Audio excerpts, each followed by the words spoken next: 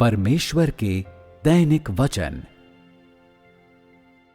तुम्हें उन अनेक स्थितियों की समझ होनी चाहिए जिनमें लोग तब होते हैं जब पवित्र आत्मा उन पर काम करता है। विशेषकर जो लोग ईश्वर की सेवा में समन्वय करते हैं, उन्हें उन अनेक स्थितियों की और भी गहरी समझ होनी चाहिए जो पवित्र आत्मा द्वारा लोगों पर किए जाने वाले कार्य से पैदा होती हैं। यदि तुम बहुत सारे अनुभवों या प्रवेश पाने के कई तरीकों के बारे में केवल बात ही करते हो, तो ये दिखाता है कि तुम्हारा अनुभव बहुत ज्यादा एक तरफा है।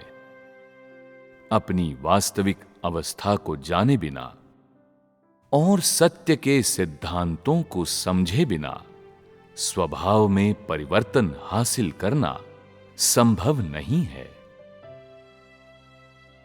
पवित्र आत्मा के कार्य के सिद्धांतों को जाने बिना या उसके फल को समझे बिना तुम्हारे लिए बुरी आत्माओं के कार्य को पहचानना मुश्किल होगा। तुम्हें बुरी आत्माओं के कार्य के साथ साथ लोगों की धारणाओं को बेनकाब कर सीधे मुद्दे के केंद्र में बैठना चाहिए। तुम्हें लोगों के अभ्यास में आने वाले अनेक भटकावों या लोगों को परमेश्वर में विश्वास रखने में होने वाली समस्याओं को भी इंगित करना चाहिए, ताकि वे उन्हें पहचान सकें। कम से कम तुम्हें उन्हें नकारात्मक या निष्क्रिय महसूस नहीं कराना चाहिए। हालांकि तुम्हें उन कठिनाइयों को समझना चाहिए जो अधिकांश लोगों के लिए समान रूप से मौजूद हैं। तुम्हें विवेकहीन नहीं होना चाहिए या भैंस के आगे बीन बजाने की कोशिश नहीं करनी चाहिए। यह मूर्खतापूर्ण व्यवहार है। लोगों द्वारा अनुभव की जाने वाली कठिनाइयां हल करने के लिए तुम्हें पवित्र आत्मा के काम की गतिशीलता को समझना चाहिए। तुम्हें समझना चाहिए कि पवित्र आत्मा विभिन्न लोगों पर कैसे काम करता है। तुम्हें लोगों के सामने आने वाली कठिनाइयों और उनकी कमियों को समझना चाहिए और तुम्हें समस्या के महत्वपूर्ण मुद्दों को समझना चाहिए और बिना विचलित हुए या बिना कोई त्रुटि किए समस्या के स्रोत पर पहुंचना चाहिए। केवल इस तरह का व्यक्ति ही परमेश्वर की सेवा में समन्वय करने योग्य है।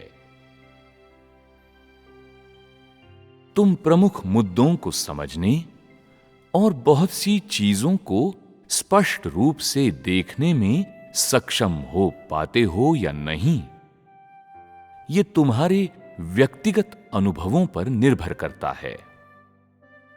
जिस तरीके से तुम अनुभव करते हो, उसी तरीके से तुम अन्य लोगों की अगुवाई भी करते हो। यदि तुम शब्द और सिद्धांत ही समझते हो, तो तुम दूसरों को भी शब्द और सिद्धांत समझने के लिए ही प्रेरित करोगे। तुम जिस तरीके से परमेश्वर के वचनों की वास्तविकता का अनुभव करते हो, उसी तरीके से तुम दूसरों को परमेश्वर के कथनों की वास्तविकता में प्रवेश कराने के लिए उनकी अगुवाई करोगे।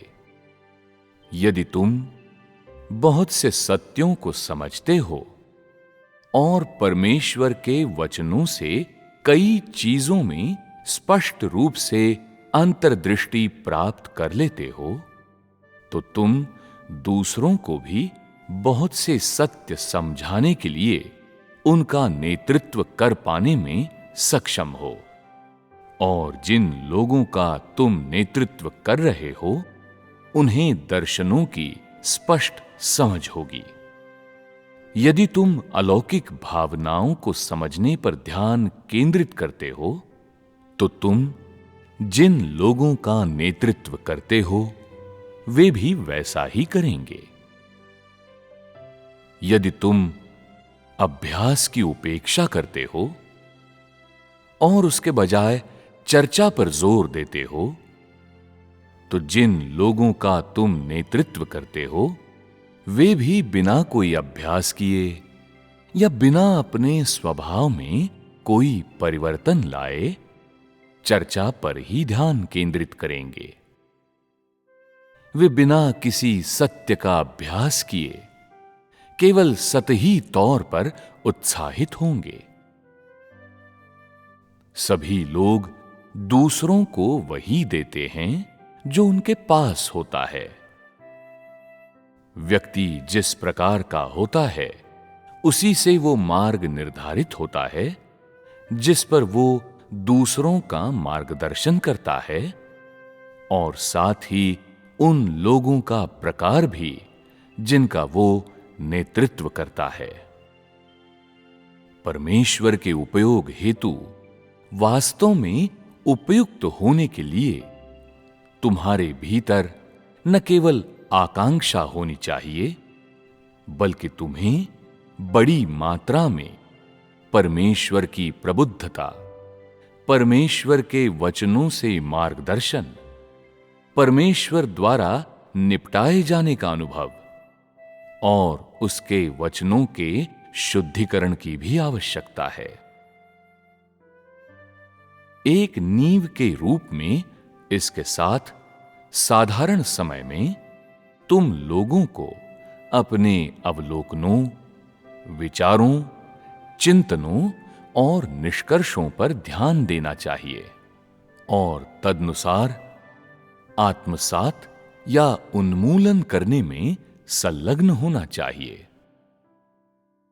ये सभी तुम लोगों के वास्तविकता में प्रवेश करने के रास्ते हैं और इनमें से प्रत्येक अनिवार्य है। परमेश्वर इसी तरह काम करता है। यदि तुम परमेश्वर के कार्य करने की पद्धति में प्रवेश करते हो तो तुम्हारे पास हर दिन उसके द्वारा पूर्ण किए जाने के अवसर हो सकते हैं, और किसी भी समय, चाहे तुम्हारा वातावरण कठोर हो या अनुकूल, चाहे तुम्हारी परीक्षा ली जा रही हो या तुम्हें प्रलोभन दिया जा रहा हो, चाहे तुम काम कर रहे हो या नहीं कर रहे हो, चाहे तुम एक व्यक्ति के रूप में जी रहे हो या किसी समूह के अंग के रूप में, तुम्हें हमेशा परमेश्वर द्वारा पूर्ण किए जाने के अवसर मिलेंगे और तुम उनमें से किसी एक को भी कभी नहीं चूकोगे। तुम उन सभी को खोज पाने में सक्षम होगे और इस तरह तुम परमेश्वर के वचनों का अनुभव करने का रहस्य पालोगे।